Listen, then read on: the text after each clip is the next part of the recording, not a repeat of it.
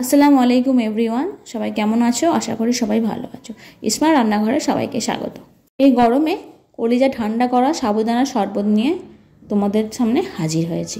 আমি খেজুর, কাঠবাদাম আর কিশমিশ এগুলোকে ভিজিয়ে রাখবো।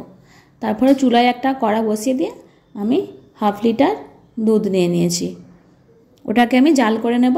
এদিকে আমি কিছুটা দুধ রেখে দিয়েছিলাম, ওতে আমি 1 চা চামচ কাস্টার্ড পাউডার ঢেলে ওটাকে গুলিয়ে নিয়েছি। দুধটা বলক উঠে গেলে এর মধ্যে দিয়ে দিয়েছি আমি 1 বাটি চিনি।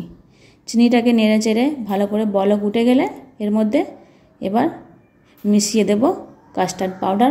আস্তে আস্তে মেশাবো, একবারে মিশিয়ে দিলে জমাট বেঁধে যাবে। একটু একটু করে দেবো আর এই মেশাতে থাকবো।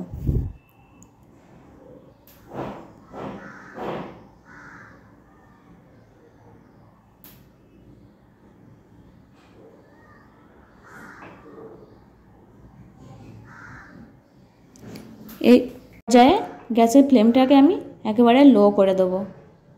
10 মিনিট জাল করার পর দুধের ঘনত্বটা একেবারেই ঘন হয়ে এসেছে।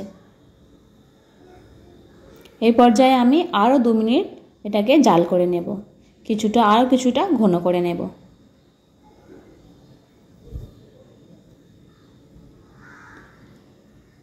খুব সাবধানে ভালোভাবে এটাকে অনবরত নাড়তে হবে, না হলে তলায় লেগে যাবার সম্ভাবনা আছে।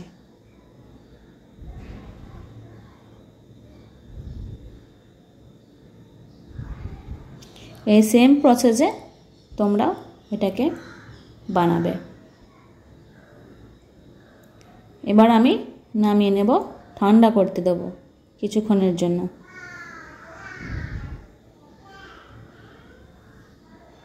কিছুক্ষণ নেড়ে নেব। অন্যদিকে আমি বসিয়ে দিয়েছি গরম পানিটা ফুটে আসলে এর মধ্যে দিয়ে দেব সাবুদানা। যে কোনো ধরনের সাবুদানা নিতে পারো, ছোট বড়। এরপর ভিজানো ড্রাই ফ্রুটটা আমি ব্লেন্ড করে নেব। আমার রান্না হয়ে গেছে। যখন দেখবে সাবুর কালারটা পানির মতো সাদা হয়ে গেছে, ভাববে যে সাবুটা তোমার হয়ে গেছে। এর মধ্যে সাবুটা আমি ছেঁকে ঢেলে নিয়েছি। ড্রাই ফ্রুটটা যে পেস্ট করে রেখেছিলাম ওটাও আমি ঢেলে দিলাম। ঢেলে দিলাম এর মধ্যে তোকমার দানা, ওটা আগে থেকে আমি ভিজিয়ে রেখেছিলাম।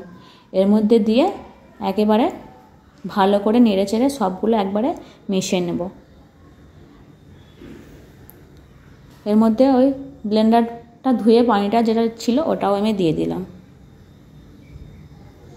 আবারও ভালো করে মিশিয়ে নেব। একেবারে হেলদি অ্যান্ড টেস্টি সাবুদানার শরবত, বাচ্চা থেকে বুড়ো সবাই খেতে পারবে। আর একটা হেলদি শরবত বললেই পারো।